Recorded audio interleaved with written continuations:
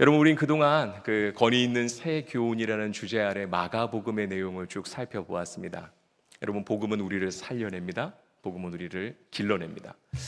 그동안 나누었던 이 내용들을 토대로 해서 우리 서부제일교회가 6월 4주 동안은 교회에 대한 이야기들을 좀 나누어 보아야겠습니다. 수많은 사람들은 신앙생활을 하면서 교회와 나의 신앙이 무슨 상관이 있냐고 생각하지만 실은 우리의 신앙과 교회는 하나로 연결되어 있습니다. 직결되어 있는 것이죠. 여러분, 교회를 논하지 않고서 신앙에 대해서 이야기할 수가 없습니다. 특별히 새로운 시작을 하고 있는 우리 서부제일교회에는 그 방향이 너무너무 중요합니다. 우리는 어디로 가야 할지, 무엇을 해야 할지. 여러분, 에베소서는 바울이 자신의 인생 말년에 쓰여진 책이었습니다. 그의 신학도 그의 신앙도 가장 농익었을 때입니다. 여러분, 에베소에는 다양한 이야기들을 하고 있지만 거기에 핵심을 한 구절 뽑으라면 교회에 대한 이야기입니다. 바울은 교회에 대해서 이야기합니다. 교회가 얼마나 풍성한 것인지, 하나님께서 교회를 향한 얼마나 아름다운 계획들을 가지고 계신지에 대해서 바울이 알려주는 것이죠. 여기 계신 귀한 분들에게 저는 질문하고 싶습니다. 여러분은 어떻게 이 서부제일교회에 오셨습니까? 나면서부터 이 교회를 다니신 분도 계시고, 이사 때문에, 지인의 인도 때문에 이곳에 오신 분도 계실 겁니다. 배우자와 결혼하면서 이 서부제일교회에 오신 분도 계시겠죠. 자녀의 신앙교육 때문에 오신 분도 계실지 모릅니다. 그리고 어떤 분들은 이런 분도 계실 거예요. 정신 차리고 봤더니 내가 여기에 있구나. 여러분, 별의별 분들이 다 계시죠. 여기에 앉아 계신 분들이 다 계시다면 다 저마다의 이유가 다를 것입니다. 여러분, 우리는 수만 가지의 이야기들을 다 가지고 있지만 에베소서의 이야기는 우리가 이곳에 있는 이유를 딱 하나로 표현합니다. 우리가 이 교회를 선택한 것 같지만 성경은 오늘 우리에게 하나님이 자기의 백성들을 이미 선택하셨다고 말씀합니다. 우리가 우리의 발로 이곳에 왔다고 생각하지만 성경은 오늘 창세 전부터 하나님의 뜻이 우리를 이곳으로 인도했다고 이야기하고 있습니다. 여러분, 그것이 하나님이 우리를 향해 가지고 있는 이미 계획이요 하나님의 뜻이었던 것입니다. 여러분, 우리 모두는 소속이 중요합니다. 사람은 혼자 살아갈 수 없지요. 어디에 속해 있는지가 자기의 삶의 방향을 결정하는 것입니다. 어떤 국적을 가지고 있는지, 어떤 학업을 이루어 왔는지, 그것이 우리의 삶에 크게 보탬이 된다는 것 정도는 우리가 알고 있죠. 가령 우리가 국적에 대해서 한번 생각해 보겠습니다. 여러분, 국적은 한 사람을 보호해주는 울타리지 않습니까? 요즘은 전쟁 때문에 난민들이 많아졌습니다. 여러분, 난민들은 보호받을 울타리가 없습니다. 자신을 증명할 길이 없습니다. 그들은 내일을 도모할 수가 없습니다. 삶 전체가 불안 가운데 놓여 있는 것이죠. 여러분, 우리 역시도 마찬가지입니다. 우리 역시 여전히 불안과 초조 속에 살아가고 있습니다. 현대인들은 몸은 한 곳에 있지만 마음은 이곳저곳 떠돌아다닙니다. 우리 모두는 어딘가에 연결되어 있지만 실은 소속감은 정말 약해져 가고 있습니다. 수많은 사람들이 자기의 의견과 자기의 생각들에 대해서 끊임없이 떠들어대지만 실은 나의 깊은 속내를 나누어 줄 수 있는 깊은 관계는 점점 희미해지고 있습니다. 여러분은 어떠십니까? 여러분, 저명한 사회학자인 로버트 퍼트넘은 현대 사회는 공동체가 여실히 약해지고 있다고 진단하였습니다. 여러분, 사람들은 활동을 많이 하고는 있지만 실은 깊이 연대감은 맺지 않습니다. 여러분, 그것이 꼭 우리의 모습과 같지 않습니까? 현대 사회에서 공동체는 실은 천륜이 아닙니다. 현대 사회에서 공동체는 취향으로 선택되어진 것이라고 생각합니다. 여러분, 우리 모두는 핸드폰을 가지고 있습니다. 여러분, 그 핸드폰의 알고리즘은 내가 원하는 말, 내가 원하는 것들만 공급해 줍니다. 여러분, 내 생각과 내 취향에 맞는 사람들과 함께 있으면 실은 우리는 발전할 수가 없습니다. 실은 퇴보하는 것이죠. 우리는 불편을 견디지 못합니다. 불편하면 차단해 버립니다. 싫으면 구독을 끊어버립니다. 발길을 끊어버리는 거죠. 여러분, 신앙도 우리는 비슷한 형태로 할 때가 많이 있습니다. 교회를 우리는 대할 때마다 매 순간마다 이렇게 생각합니다. 이 교회 스타일이 나와 맞는가? 이 설교가 나의 가려움들을 긁어주는가? 이 교회가 나의 자녀들에게 좀 더 나은 신앙을 가르쳐 줄 수 있는가? 나에게 부담은 주지 않고 내 유익은 좀 챙겨 나갈 수 있을까? 여러분, 이 질문이 모두 잘못됐다고 할 수는 없습니다. 교회는 그런 필요들도 채워 주어야 하지요. 그러나 여러분, 성경은 교회를 그렇게 얘기하지 않습니다. 여러분, 성경에서 교회는 무엇이라 이야기합니까? 교회는 하나님의 나라의 백성들이 모인 곳이라고 이야기합니다. 그래서 실은 교회는 하나님의 나라, 천국을 누리고 나누고 베푸는데 우리가 방점을 찍는 것이죠. 여러분, 교회는 하나님의 나라의 백성들을 길러냅니다. 그들을 사랑으로 할 수 있도록 실천적인 은혜를 베푸는 것입니다. 우리는 완전한 천국에 갈 것입니다. 그러나 이 땅에서 우리는 그 천국을 맛봅니다. 그 천국이 이 교회인 것이죠. 여러분, 초대 교부였던 키프리아누스는 교회를 어머니로 비유하였습니다. 그는 이렇게 이야기했죠. 교회를 어머니로 여기지 않는 사람은 하나님 아버지를 만날 수 없다. 여러분, 구원은 오직 예수 그리스도에게 있습니다. 그리고 그 예수 그리스도는 자신의 피값으로 교회를 만드셨습니다. 그리고 그 교회에게 구원의 은혜를 허락해 주셨습니다. 그래서 주님의 모든 교회는 예수 그리스도의 복음 안에 단단히 세워져서 말씀과 성례를 통하여 하나님을 만날 수 있도록 은혜를 베풀고 수많은 사람들이 사랑할 수 있도록 돕고 또 그들에게 징계를 통하여 은혜와 진리가 무엇인지에 대해 알려주는 것이 교회여야 합니다. 그래서 교회는 매 순간마다 은혜와 진리가 풍성합니다. 그리고 교회는 하나님의 백성들이 자라나는 아름다운 영적인 요람인 것이죠. 여러분, 여기에 있는 모든 분들에게 교회가 어떤 곳이어야 되냐고 이야기하면 저마다의 생각과 저마다의 의견을 낼 것입니다. 그리고 자신이 상상하는 그 교회에 대한 이상향에 대해서 이야기할 것이죠. 여러분, 그것도 무시할 수는 없습니다. 그러나 여러분, 교회는 그런 곳은 아닙니다.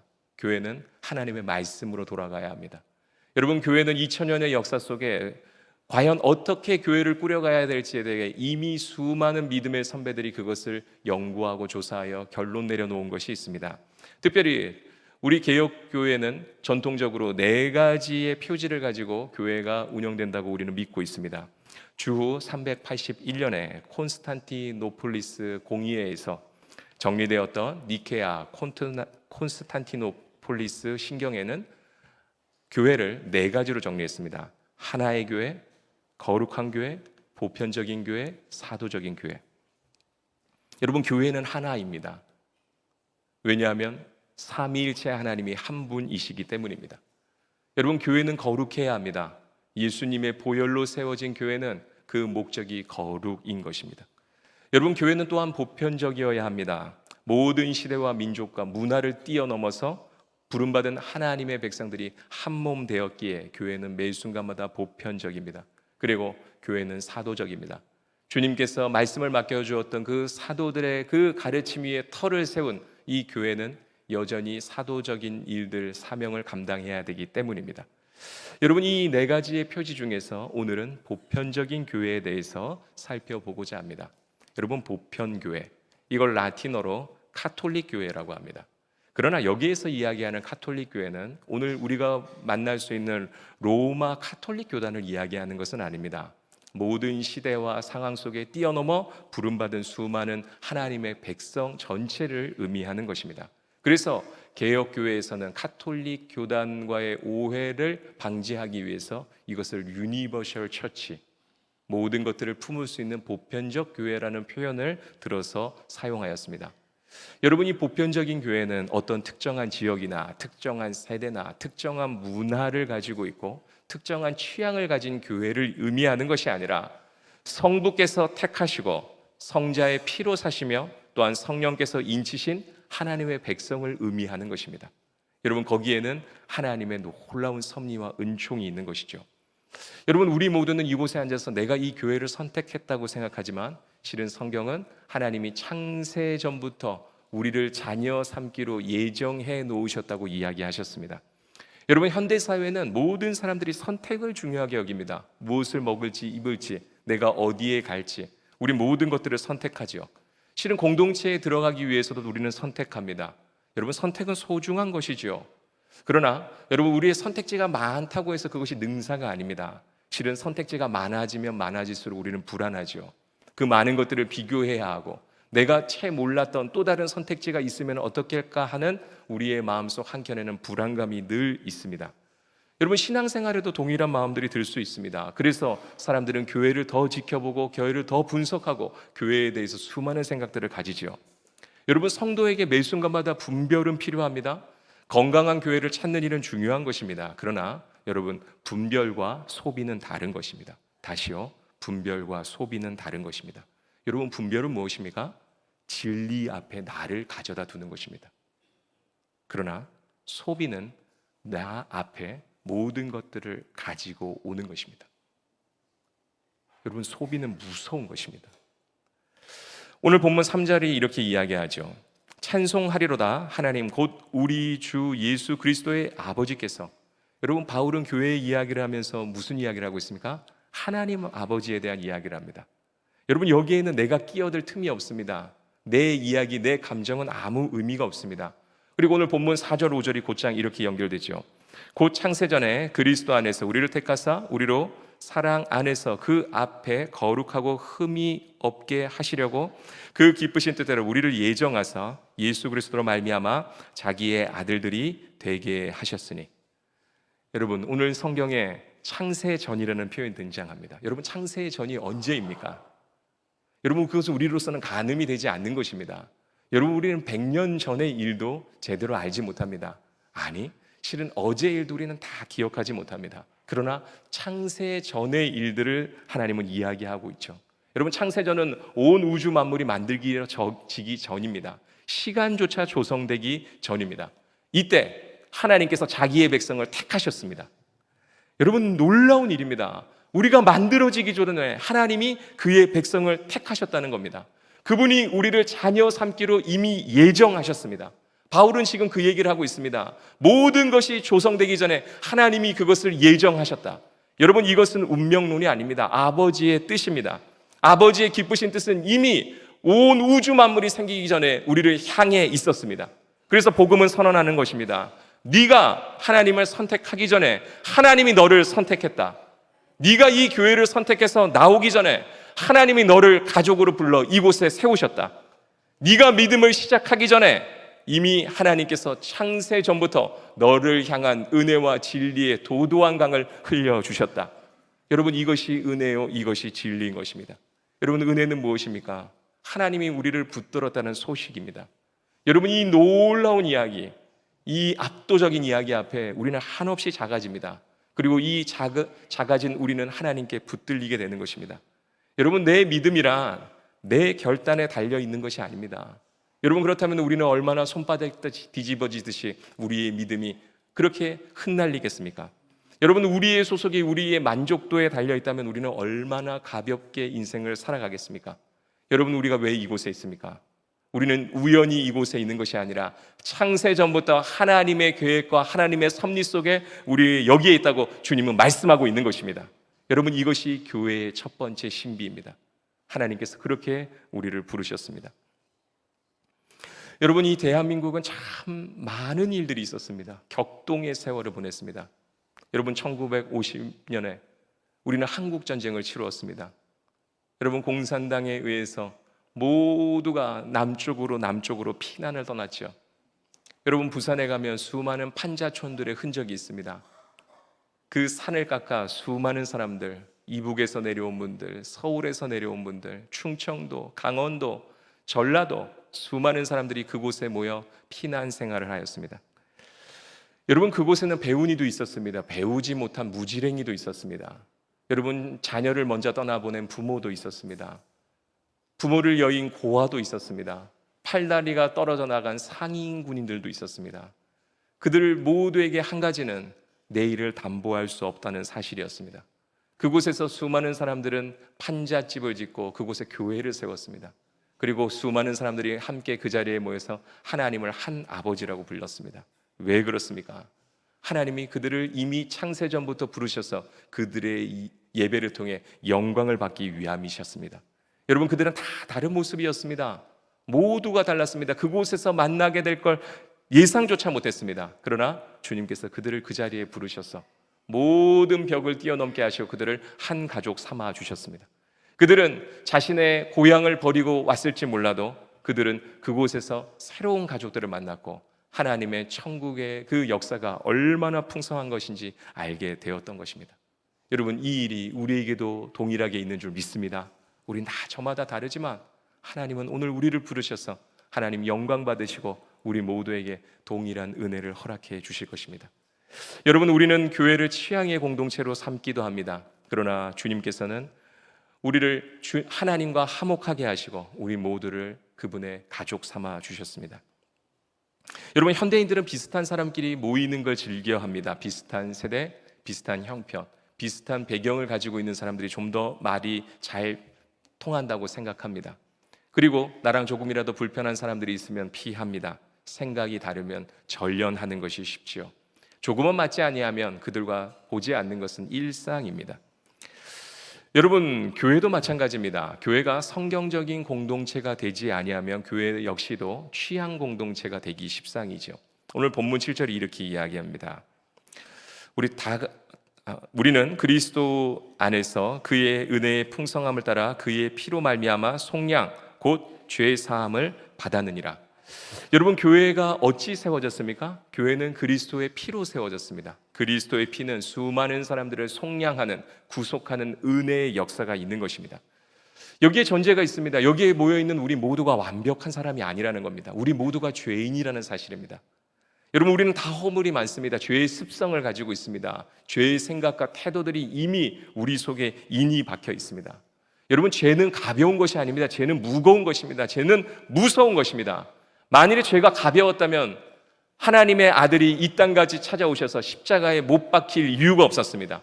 그러나 죄는 우리의 힘으로 해결할 수 없었기에 하늘 보좌에서 내려오셔야만 해결할 수 있었던 것입니다. 여러분, 우리는 어떤 사람들이었습니까? 우리는 영적인 난민이었습니다. 어느 하나 마음 붙일 곳 없는 사람들이었죠. 여러분, 우리는 하나님의 가슴에 대못을 받았던 반역자들이었습니다. 아버지의 집을 아무렇게나 빠져나와 허랑방탕하게 살았던 영적인 탕자들이었습니다. 우리 모두는 하나님이 없이 살 수 있다고 착각하였지요. 내 뜻대로 사는 것이 자유라고 생각하였습니다. 여러분, 그 결과가 어떻습니까? 우린 다 망가졌습니다. 우리는 외로움과 그 고독함 속에 쓸쓸하게 죽을 수밖에 없는 존재였습니다. 그러나 주님이 우리를 찾아오셨습니다. 주님께서 우리 가운데 찾아오셔서 우리를 건져내 주셨습니다. 여러분, 그렇게 복음을 만난 모든 사람들은 내 곁에 있는 수많은 사람들을 대하는 태도와 방식이 달라지게 되는 것입니다. 여러분, 교회 안에는 다양한 사람들이 있습니다.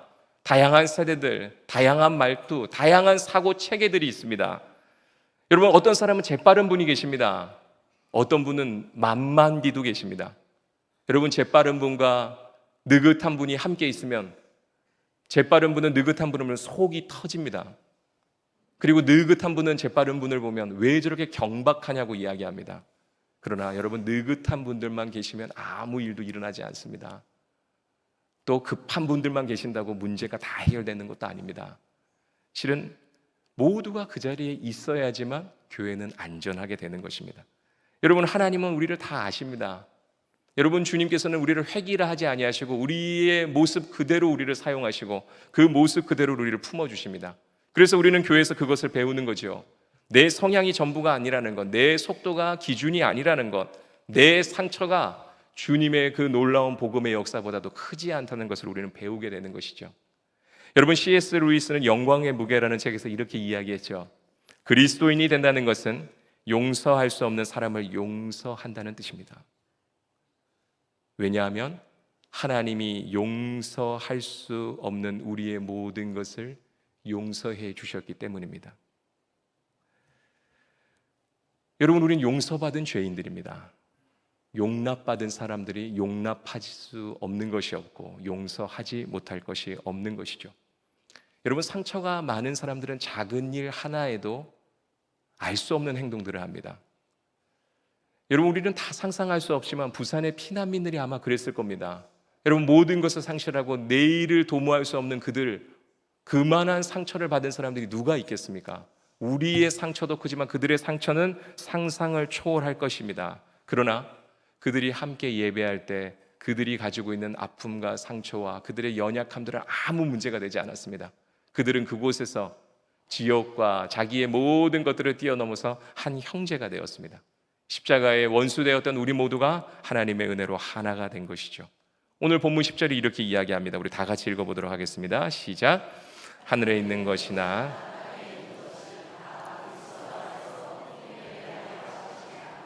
여러분, 하늘과 땅의 차이가 얼마나 큰 것입니까? 그건 닿을 수 없는 것입니다. 그러나 오늘 본문에서는 이 모든 것들이 그리스도 안에서 통일된다고 하셨습니다.